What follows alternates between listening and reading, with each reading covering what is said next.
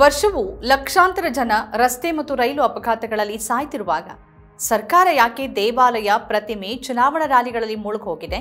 4 ಲಕ್ಷ ಸಾವುಗಳು ಕೂಡ ಸರ್ಕಾರವನ್ನ ನಿದ್ರೆಯಿಂದ ಎಬ್ಸೋದಿಲ್ಲ ಅಂತಾದ್ರೆ ಸಾಮಾನ್ಯ ಜನರ ಜೀವ ಅಷ್ಟು ಅಗ್ಗಾಗಿದೆಯಾ? ರೈಲು ಅಪಘಾತಗಳಲ್ಲಿ 21,000ಕ್ಕೂ ಹೆಚ್ಚು ಜನ ಸಾವನ್ನಪ್ಪಿದ್ರೂ ಕೂಡ ತಲೆಕೆಡಿಸಿಕೊಳ್ಳದ ಸರ್ಕಾರಕ್ಕೆ ಜನರು ಅಂತಂದ್ರೆ ಕೇವಲ ಮತ ಬ್ಯಾಂಕ್ ಮಾತ್ರನ? ಜನರ ಜೀವಕ್ಕಿಂತಲೂ ಸರ್ಕಾರ ತನ್ನ ಇಮೇಜ್ ಮತ್ತು ಚುನಾವಣಾ ಲಾಭಗಳ ಬಗ್ಗೆ ಮಾತ್ರನೇ ಹೆಚ್ಚು ಯೋಚನೆ ಮಾಡುತ್ತಾ? ಪ್ರತಿ ವರ್ಷ ಲಕ್ಷಾಂತರ ಜನ ಅಪಘಾತಗಳಲ್ಲಿ ಸಾಯ್ತಾ ಇದ್ರು ಕೂಡ ಸಂಸತ್ತಿನಲ್ಲಿ ಅದರ ಬಗ್ಗೆ ಯಾಕೆ ಗಂಭೀರ ಚರ್ಚೆ ನಡೀತಿಲ್ಲ? ಲಕ್ಷ ಜನ ಬೀದಿಯಲ್ಲಿ ತಾವು ಮಾಡದ ತಪ್ಪಿಗೆ ಪ್ರಾಣವನ್ನ ಕಳ್ಕೊಳ್ತಿರುವಾಗ ಸರ್ಕಾರ ಯಾಕೆ ಈ ಬಗ್ಗೆ ಘೋರ ನಿರ್ಲಕ್ಷ್ಯವನ್ನ ತಾಳಿದೆ ಅನ್ನೋ ಬಗ್ಗೆ ಇವತ್ತಿನ ವಿಡಿಯೋದಲ್ಲಿ ನಾವು ಚರ್ಚೆ ಮಾಡೋಣ. ನೀವಿನ್ನೂ ಕೂಡ ವಾರ್ತಾ ಭಾರತಿ ಚಾನೆಲ್ ಅನ್ನ ಸಬ್ಸ್ಕ್ರೈಬ್ ಮಾಡಿಲ್ಲ ಅಂತಾದ್ರೆ ಈಗಲೇ ಈ ವಿಡಿಯೋದ ಕೆಳಗೆ ಕಾಣುವ ಸಬ್ಸ್ಕ್ರೈಬ್ ಬಟನ್ ಹಾಗೇನೆ ಬೆಲ್ ಐಕನ್ ಒತ್ತಿ ಈ ವಿಡಿಯೋವನ್ನ ಕೊನೆವರೆಗೂ ನೋಡಿ. ಈ ಬಗ್ಗೆ ನಿಮ್ಮ ಅಭಿಪ್ರಾಯವನ್ನ ಕೆಳಗೆ ಕಮೆಂಟ್ ಮಾಡಿ. ಹಾಗೇನೆ ಈ ಕಾರ್ಯಕ್ರಮದ ಲಿಂಕ್ ಅನ್ನ ನಿಮ್ಮೆಲ್ಲ ಬಂಧು ಮಿತ್ರರಿಗೆ ವಾಟ್ಸ್ಆಪ್ ಮಾಡಿ. ಈಗ ವಿಚಾರಕ್ಕೆ ಬರೋಣ. ರೈಲು ಅಪಘಾತಗಳಲ್ಲಿ ಒಂದೇ ವರ್ಷದಲ್ಲಿ 21,830 ಸಾವನ್ನಪ್ಪಿದ್ದಾರೆ. ಅದೇ ವರ್ಷ ಅಂದ್ರೆ 2023ರಲ್ಲಿ ರಸ್ತೆ ಅಪಘಾತಗಳಲ್ಲಿ ಸುಮಾರು 1.75 ಲಕ್ಷ ಜನ ಸಾವನ್ನಪ್ಪಿದ್ದಾರೆ.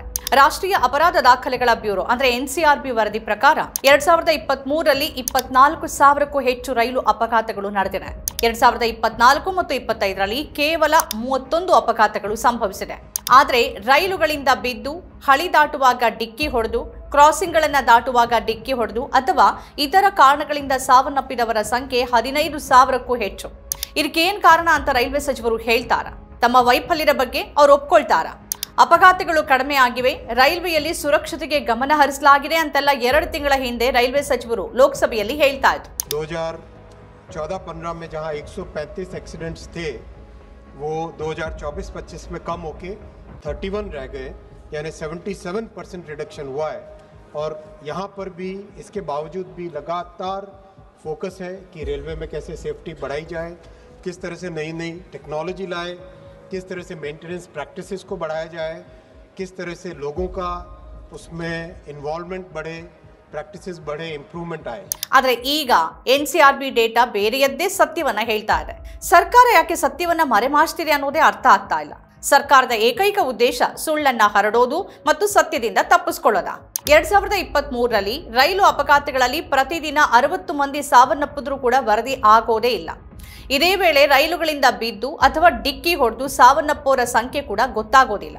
ಈ ದೇಶದಲ್ಲಿ ಪ್ರತಿ ವರ್ಷ 15,878 ಜನ ರೈಲುಗಳಿಂದ ಬಿದ್ದು ಮತ್ತು ಡಿಕ್ಕಿ ಹೊಡೆದು ಸಾಯ್ತಾರೆ. ಅಂದ್ರೆ ಪ್ರತಿದಿನ 43 ಜನ ರೈಲುಗಳಿಂದ ಬಿದ್ದು ಅಥವಾ ಡಿಕ್ಕಿ ಹೊಡೆದು ಸಾಯ್ತಾರೆ. 2023ರಲ್ಲಿ ರೈಲ್ವೆ ಕ್ರಾಸಿಂಗ್ಗಳಲ್ಲಿ 2,242 ಮಂದಿ ಸಾವನ್ನಪ್ಪಿದ್ರು. ಆದರೆ ಮಾನವ ರಹಿತ ಕ್ರಾಸಿಂಗ್ಗಳಲ್ಲಿ ಒಂದೇ ಒಂದು ಸಾವು ಸಂಭವಿಸಿಲ್ಲ. ಪ್ರತಿದಿನ 6 ಜನ ರೈಲುಗಳನ್ನು ದಾಟುವಾಗ ಸಾಯ್ತಾರೆ. ಉತ್ತರ ಪ್ರದೇಶ ಒಂದರಲ್ಲೇ 1,025 ಮಂದಿ ರೈಲ್ವೆ ಕ್ರಾಸಿಂಗ್ಗಳಲ್ಲಿ ಸಾವನ್ನಪ್ಪಿದ್ದಾರೆ. ಉತ್ತರ ಪ್ರದೇಶ, ಬಂಗಾಳ, ಮಧ್ಯಪ್ರದೇಶ, ಕೇರಳ ಮತ್ತು ಜಾರ್ಖಂಡ್ಗಳಲ್ಲಿ ಲೆವೆಲ್ ಕ್ರಾಸಿಂಗ್ಗಳಲ್ಲಿ ಹೆಚ್ಚಿನ ಸಾವುಗಳು ಸಂಭವಿಸಿವೆ. ಮಹಾರಾಷ್ಟ್ರ ಮತ್ತು ಉತ್ತರ ಪ್ರದೇಶಗಳಲ್ಲಿ ಅತಿ ಹೆಚ್ಚು ರೈಲು ಅಪಘಾತಗಳು ನಡೆದಿವೆ. ಹೆಚ್ಚಿನ ಅಪಘಾತಗಳು ಸಂಜೆ 6ರಿಂದ ರಾತ್ರಿ 9ರ ಹೊತ್ತಲ್ಲಿ ನಡೆಯುತ್ತೆ. ಕೇವಲ 56 ಪ್ರಕರಣಗಳಲ್ಲಿ ಚಾಲಕರ ತಪ್ಪಿದೆ. 43 ಪ್ರಕರಣಗಳಲ್ಲಿ ಹಳಿ ದೋಷಗಳು ಅಥವಾ ಸೇತುವೆ ಅಥವಾ ಸುರಂಗದ ಕುಸಿತದಿಂದಾಗಿ ಜನ ಸಾವನ್ನಪ್ಪಿದ್ದಾರೆ. ಕ್ಯಾರವಾನ್ ವರದಿ ಪ್ರಕಾರ 2012ರಿಂದ 2017ರ ಅವಧಿಯಲ್ಲಿ 768 ಹಳಿ ನಿರ್ವಹಣಾಕಾರರು ಕರ್ತವ್ಯದಲ್ಲಿರುವಾಗಲೇ ಸಾವನ್ನಪ್ಪಿದ್ದಾರೆ. 2016ರಿಂದ 2021ರ ಅವಧಿಯಲ್ಲಿ 451 ಹಳಿ ನಿರ್ವಹಣಾಕಾರರು ಸಾವನ್ನಪ್ಪಿದ್ದಾರೆ. ಕರ್ತವ್ಯದಲ್ಲಿರುವಾಗ ರೈಲುಗಳು ಡಿಕ್ಕಿ ಹೊಡೆದು ವಾರ್ಷಿಕವಾಗಿ 90ಕ್ಕೂ ಹೆಚ್ಚು ಕಾರ್ಮಿಕರು ಸಾಯ್ತಾರೆ. ಕಳೆದ 20 ವರ್ಷಗಳಲ್ಲಿ ಹಳಿ ನಿರ್ವಹಣಾಕಾರರ ಸಂಖ್ಯೆಯನ್ನ 14 ಲಕ್ಷದಿಂದ 12 ಲಕ್ಷಕ್ಕೆ ಇಳಿಸಲಾಗಿದೆ. ರೈಲ್ವೆ ಒಕ್ಕೂಟದ ಹೇಳಿಕೆ ಪ್ರಕಾರ ಗುತ್ತಿಗೆ ಕಾರ್ಮಿಕರು ಮತ್ತು ಹಳಿಗಳ ಹೊರಗೆ ಸಂಭವಿಸುವ ಸಾವುಗಳನ್ನು ದಾಖಲಿಸದ ಕಾರಣ ನಿಜವಾದ ಸಂಖ್ಯೆ ಇನ್ನೂ ಹೆಚ್ಚಿರಲೂಬಹುದು. ವರದಿ ಹೇಳುವಂತೆ ಅವರು ವಿಶ್ರಾಂತಿ ಅಥವಾ ರಜೆ ಇಲ್ಲದೆ 12ರಿಂದ 20 ಗಂಟೆಗಳ ಪಾಳಿಯಲ್ಲಿ ಕೆಲಸವನ್ನ ಮಾಡಬೇಕಾಗತ್ತೆ.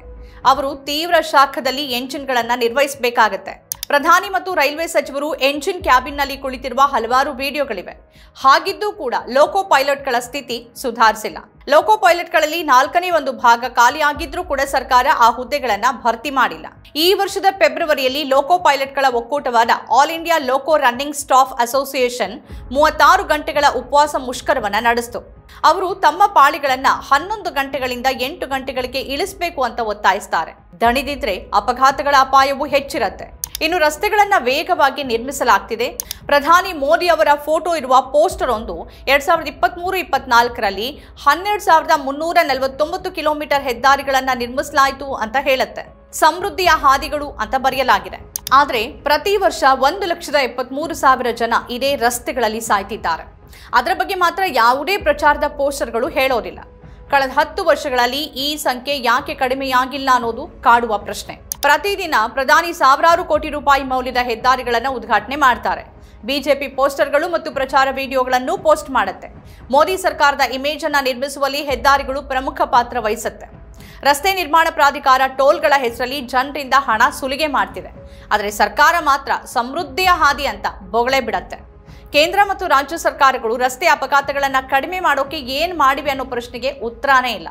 ಅದನ್ನು ಮರೆಮಾಚ್ತಾ ದಿನಕ್ಕೆ 37 ಕಿಲೋಮೀಟರ್ ರಸ್ತೆಯನ್ನು ನಿರ್ಮಿಸಲಾಗ್ತಿದೆ ಅಂತ ಕ್ರೆಡಿಟ್ ಅನ್ನು ತೆಗೆದುಕೊಳ್ಳಲಾಗುತ್ತೆ.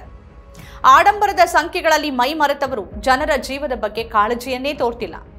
ರಸ್ತೆ ಅಪಘಾತಗಳಲ್ಲಿ ಸಾವನ್ನಪ್ಪಿದವರಲ್ಲಿ ದ್ವಿಚಕ್ರ ವಾಹನ ಚಾಲಕರು ಮತ್ತು ಸವಾರರು ಹೆಚ್ಚಿನ ಸಂಖ್ಯೆಯಲ್ಲಿದ್ದಾರೆ. 2023ರಲ್ಲಿ 79,000ಕ್ಕೂ ಹೆಚ್ಚು ದ್ವಿಚಕ್ರ ವಾಹನ ಸವಾರರು ರಸ್ತೆ ಅಪಘಾತಗಳಲ್ಲಿ ಸಾವನ್ನಪ್ಪಿದ್ದಾರೆ. ಅವರು ಕಡಿಮೆ ಆದಾಯ ಹೊಂದಿರುವ ಸಾಮಾನ್ಯ ಜನ.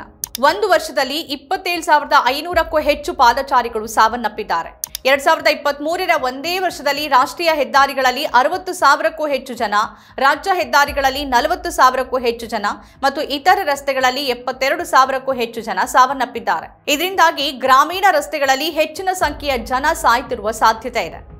2023ರಲ್ಲಿ ಸರಿಸುಮಾರು 1,13,948 ಮಂದಿ ಸಾವನ್ನಪ್ಪಿದ್ರು.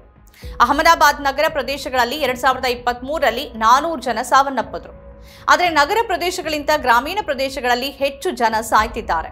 2023ರಲ್ಲಿ ಗ್ರಾಮೀಣ ವಸತಿ ಪ್ರದೇಶಗಳಲ್ಲಿ ರಸ್ತೆ ಅಪಘಾತಗಳಲ್ಲಿ 32,609 ಮಂದಿ ಸಾವನ್ನಪ್ಪಿದ್ದಾರೆ. ಗ್ರಾಮೀಣ ಪ್ರದೇಶಗಳಲ್ಲಿನ ರಸ್ತೆಗಳು ಕಿರಿದಾಗಿವೆ. ಎರಡೂ ಕಡೆಯಿಂದ ವಾಹನಗಳು ಚಲಿಸುತ್ತೆ. ವೇಗ ನಿಯಂತ್ರಣದ ನಿರ್ವಹಣೆ ಆಗ್ತಿಲ್ಲ. ಗ್ರಾಮೀಣ ಪ್ರದೇಶಗಳಲ್ಲಿ ರಸ್ತೆಗಳ ಸುಧಾರಣೆ ಕೂಡ ನಡೀತಾ ಇಲ್ಲ. ಪ್ರಮುಖ ನಗರಗಳಲ್ಲೇ ಅಮಾಯಕರು ರಸ್ತೆ ಗುಂಡಿಗಳಿಗೆ ಬಿದ್ದು ಅಮಾನುಷವಾಗಿ ಛಿದ್ರವಾಗಿ ಪ್ರಾಣವನ್ನ ಕಳ್ಕೊಳ್ತಿದ್ದಾರೆ. ರಸ್ತೆ ಗುಂಡಿಗಳಿಂದಾಗಿ ಪ್ರಾಣವನ್ನ ಕಳ್ಕೊಳ್ಳೋರ ಬಗ್ಗೆ ರಾಷ್ಟ್ರ ಮಟ್ಟದಲ್ಲಿ ಚರ್ಚೆನೇ ಇಲ್ಲ. ಘಟನೆ ನಡೆದಾಗ ಆ ಊರಿನಲ್ಲಿ ಒಂದೆರಡು ಪ್ರತಿಭಟನೆ ನಡೆದು ಅದಲ್ಲಿಗೆ ಮುಗಿದು ಹೋಗುತ್ತೆ. ಒಬ್ಬ ದುಡಿಯುವ ವ್ಯಕ್ತಿ ಹೀಗೆ ರಸ್ತೆ ಗುಂಡಿಗಳಿಂದಾಗಿ ಪ್ರಾಣ ಬಿಡುವಾಗ ಆತನ ಅಥವಾ ಆಕೆಯ ಇಡೀ ಕುಟುಂಬವೇ ಬೀದಿ ಪಾಲಾಗತ್ತೆ. ಅದನ್ನ ಹೇಳೋರು ಕೇಳೋರು ಯಾರೂ ಇಲ್ಲ. ಆದರೆ RSSನ 100ನೇ ವಾರ್ಷಿಕೋತ್ಸವದ ನೆನಪಿಗಾಗಿ ನಾಣ್ಯವನ್ನ ಬಿಡುಗಡೆ ಮಾಡಲಾಗುತ್ತೆ. RSS ಬಗ್ಗೆ ದೊಡ್ಡ ಚರ್ಚೆ ನಡೆದಿರುವಾಗ ಪ್ರತಿದಿನ ರಸ್ತೆಗಳಲ್ಲಿ ಲಕ್ಷಾಂತರ ಜನ ಸಾಯ್ತಿರೋ ಬಗ್ಗೆ ಯಾವುದೇ ಚರ್ಚೆ ಇಲ್ಲ. ನಿತಿನ್ ಗಡ್ಕರಿ 2014ರಿಂದ ಸಾರಿಗೆ ಸಚಿವರಾಗಿದ್ದಾರೆ. ಅವರ ಯಶಸ್ಸನ್ನ ಹೊಗಳಲಾಗುತ್ತೆ. ಅವರು ಸ್ವತಃ ರಸ್ತೆಗಳ ಕಳಪೆ ಸ್ಥಿತಿಯ ಬಗ್ಗೆ ಮಾತನಾಡ್ತಾನೆ ಇರ್ತಾರೆ. ರಸ್ತೆಗಳಿಗಾಗಿ ಸಿದ್ಧಪಡಿಸಲಾದ ಯೋಜನಾ ವರದಿಗಳು ಬಹಳ ಕಳಪೆಯಾಗಿದ್ದು ಪ್ರತಿ ಸ್ಥಳದಲ್ಲಿ 150 ಜನ ಸಾಯ್ತಾರೆ ಅಂತ ಅವರು ಹೇಳಿದ್ದಾರೆ. ಸುಧಾರಣೆಯ ಅಗತ್ಯವಿರುವ 40,000 ಸ್ಥಳಗಳನ್ನು ಅವರು ಗುರುತಿಸಿದ್ದಾರೆ. ಅಂದರೆ ಅವರಿಗೆ ಎಲ್ಲದರ ಬಗ್ಗೆ ತಿಳಿದಿದ್ದರೂ ಕೂಡ ಅಪಘಾತಗಳನ್ನು ತಡೆಯಲಾಗಿಲ್ಲ. ಒಂದು ಕಡೆ ರಸ್ತೆಗಳನ್ನು ವೇಗವಾಗಿ ನಿರ್ಮಿಸಲಾಗ್ತಿದೆ ಅಂತ ಸರ್ಕಾರ ಹೇಳ್ಕೊಳತ್ತೆ. ಮತ್ತೊಂದು ಕಡೆ ಅದೇ ಸರ್ಕಾರದ ಮಂತ್ರಿ ರಸ್ತೆ ಯೋಜನಾ ವರದಿಗಳು ದೋಷಪೂರಿತವಾಗಿವೆ ಅಂತ ಹೇಳ್ತಾರೆ. ಇಷ್ಟಿದ್ದು ಕೂಡ ಇದರ ಬಗ್ಗೆ ಹೊಣೆ ಹೊರೋರಂತೂ ಯಾರೂ ಇಲ್ಲ. ರಸ್ತೆ ಅಪಘಾತಗಳಲ್ಲಿ ಸಾವನ್ನಪ್ಪಿದವರಲ್ಲಿ 66% ಮಂದಿ 18ರಿಂದ 36 ವರ್ಷದ ಒಳಗಿನ ಯುವಕರು ಅಂತ ನಿತಿನ್ ಗಡ್ಕರಿ ಹೇಳಿದ್ದರ ಬಗ್ಗೆ ಕೂಡ ವರದಿ ಇದೆ. ಸಾರ್ವಜನಿಕರ ನಡವಳಿಕೆ ಬದಲಾಗೋವರೆಗೆ ಅಪಘಾತಗಳನ್ನು ಕಡಿಮೆ ಮಾಡೋಕೆ ಸಾಧ್ಯ ಇಲ್ಲ ಅಂತ ಅವರು ಹೇಳ್ತಾರೆ. ಆದರೆ ರಸ್ತೆಗಳೇ ಮಾರಕವಾಗ್ತಿರುವ ಬಗ್ಗೆ ಯಾರೂ ಮಾತಾಡ್ತಾ ಇಲ್ಲ. ಈ ವರ್ಷದ ಮಾರ್ಚ್ನಲ್ಲಿ ಗಡ್ಕರಿ ಅವರು ಗಲಭೆಗಳು ಮತ್ತು ಸಾಂಕ್ರಾಮಿಕ ರೋಗಗಳಿಗಿಂತ ಹೆಚ್ಚಿನ ಜನ ರಸ್ತೆ ಅಪಘಾತಗಳಲ್ಲಿ ಸಾಯ್ತಾರೆ ಅನ್ನೋದು ಆಘಾತಕಾರಿ ಸತ್ಯ ಅಂತ ಹೇಳಿದ್ರು. ಎಲ್ಲವನ್ನ ಜನರ ತಲೆ ಮೇಲೆ ಹೊರಿಸೋದು ಬಹಳ ಸುಲಭ. ಆದರೆ ಸರ್ಕಾರಗಳ ಮನಸ್ಥಿತಿಯಲ್ಲಿ ಏನಾದರೂ ಬದಲಾಗಿದೆಯಾ? ಅವಕ್ಕೆ ಜನರ ಬಗ್ಗೆ, ಜನರ ಜೀವದ ಬಗ್ಗೆ ಕಾಳಜಿ ಇದೆಯಾ? ಈ ಪ್ರಶ್ನೆ ಉತ್ತರವಿಲ್ಲದೆ ಹಾಗೆ ಉಳಿಯುತ್ತೆ. ವೀಕ್ಷಕರೇ, ಈ ಬಗ್ಗೆ ನೀವೇನು ಹೇಳ್ತೀರಿ? ನಿಮ್ಮ ಅಭಿಪ್ರಾಯಗಳನ್ನು ಕೆಳಗೆ ಕಮೆಂಟ್ ಮಾಡಿ. ನಮಸ್ಕಾರ.